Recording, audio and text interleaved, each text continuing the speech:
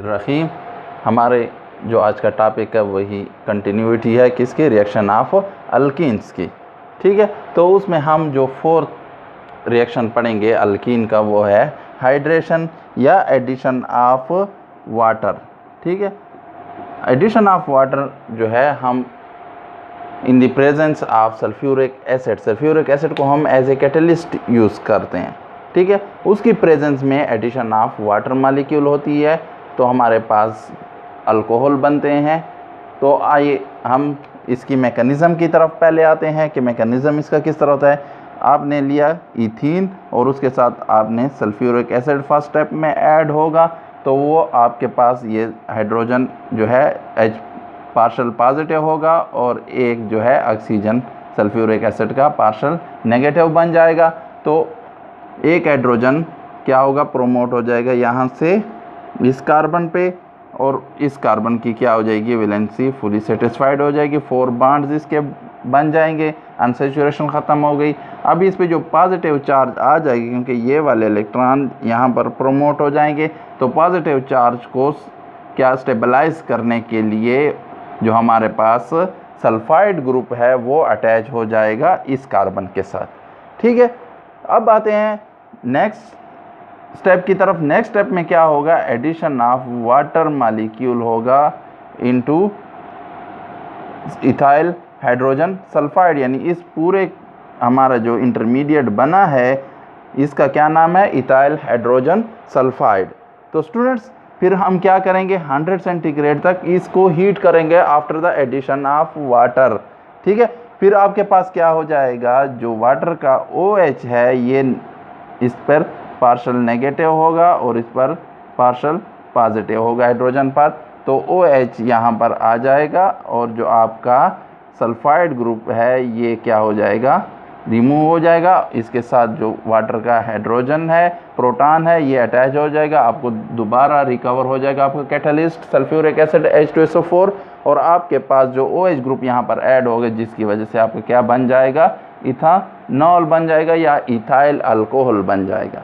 ठीक है, तो ये थी एडिशन ऑफ वाटर या हाइड्रेशन और इसका जो प्रोडक्ट है वो क्या है, वो आपका कोई अल्कोहल होगा। अगर आपने यहाँ पर प्रोपेन यूज़ किया है तो प्रोपाइल अल्कोहल होगा, ब्यूटीन यूज़ किया है तो ब्यूटाइल अल्कोहल होगा। हम मीथेन को इसलिए ज़्यादातर रिएक्शन में वो करते हैं क्योंकि ये सिंपल मॉलिक्यूल है और इसमें आपको जो अंडरस्टैंडिंग है रिएक्शन की वो आपके क्लियर हो जाती है। ठीक है, फिर आते हैं हमारे पास सेकंड जो हमारा रिएक्शन है वो क्या है, हेलो हाइड्रेशन। हेलोजन से निकला है, हाइड्रेशन जो है ये OH को के लिए हम ज़्यादातर इस्तेमाल करते हैं। तो यहाँ पर आप क्या करेंगे, यूज एडिशन ऑफ हेलोजन और कौन से हेलोजन, जिनमें OH ग्रुप प्रेजेंट हो। तो हमारे पास ऐसे है, हमारे पास जो होते हैं एसिड वो हाइपोहेलिस एसिड होते हैं। फॉर एग्जांपल हमने लिया है क्लोरीन हाइपोक्लोरस एसिड।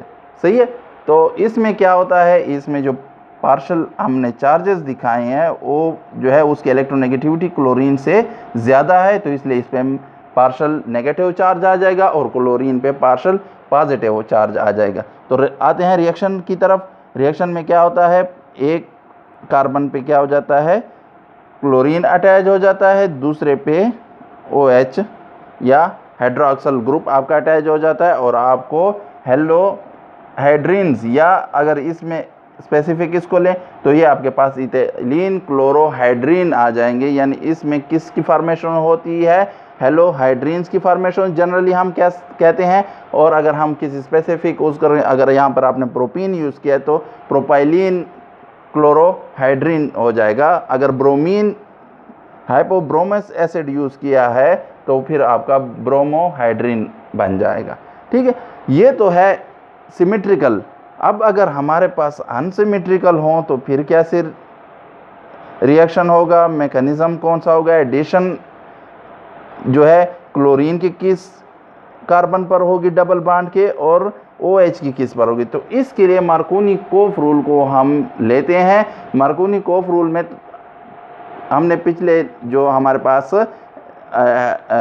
HCl या HBr की एडिशन होती थी तो वहाँ पर हम हाइड्रोजन के लिए लेते थे number of hydrogen atom attach to the carbon, सही है, उस बुनियाद पे। लेकिन हाइड्रोजन पर वहाँ देखें तो पॉजिटिव साइन था पार्शल, और यहाँ पर अगर हम देखें तो क्लोरीन पे है, तो इसको हम हाइड्रोजन के साथ मुशाबियत देते हैं इस रिएक्शन में। तो क्लोरीन उस कार्बन पर अटैच होगा, डबल बॉन्ड के कार्बन पर, जिसके पास ज़्यादा से ज़्यादा हाइड्रोजन एटम होंगे, और OH नेगेटिव उस पे कार्बन पे डबल बॉन्ड के अटैच होगा, जिसके पास लेस नंबर ऑफ हाइड्रोजन होंगे। ठीक है, तो आपके पास ये प्रोडक्ट आ जाएगा, यानी 1 क्लोरो 2 इथा प्रोपानोल, सही है।